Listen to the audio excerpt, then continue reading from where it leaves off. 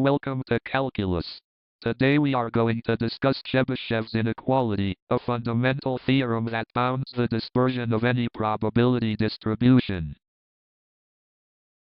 We begin the proof using Markov's inequality for a non-negative random variable y and positive constant a. Define y as the squared deviation x minus mu squared, and set a equal to k squared sigma squared. Substituting y and into Markov's inequality gives this upper bound. Recognizing that the expected squared deviation is variance sigma squared. Cancelling the variance term gives the upper bound of 1 over k squared.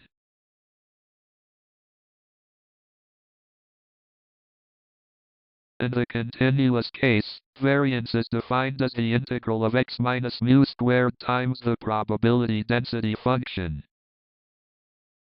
Restricting the domain to regions where the deviation is at least epsilon strictly decreases the non-negative integral. Since the squared deviation is at least epsilon squared on the tail domain, we pull epsilon squared out of the integral.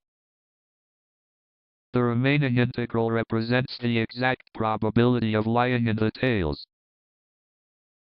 Dividing by epsilon squared completes the direct integral proof.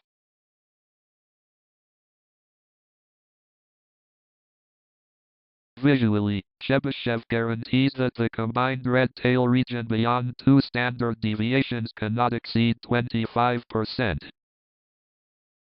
Consequently, the central green region within two standard deviations contains at least 75% of the total distribution.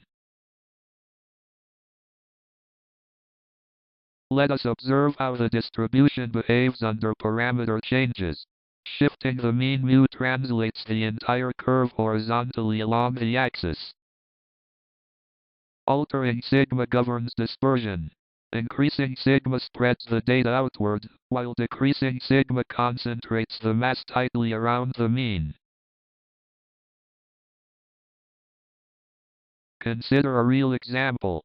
A student exam dataset with mean 75 and standard deviation 5. We want to find the guaranteed minimum proportion of students scoring between 60 and 90. Expressing this as an interval around the mean gives mu minus 3 sigma to mu plus 3 sigma, so k equals 3. Applying Chebyshev's inequality guarantees at least 88.89% of all students lie within this score range. Crucially, this guarantee holds even if the exam distribution is heavily skewed or multimodal.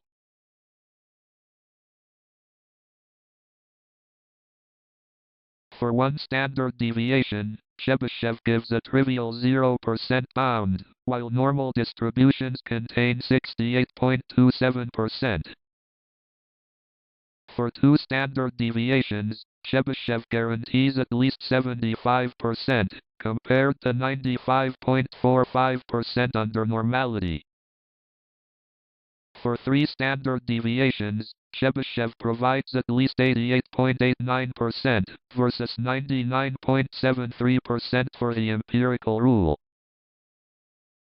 For four standard deviations, Chebyshev guarantees at least 93.75% across any arbitrary distribution. Chebyshev sacrifices bound tightness in exchange for universal distribution-free applicability.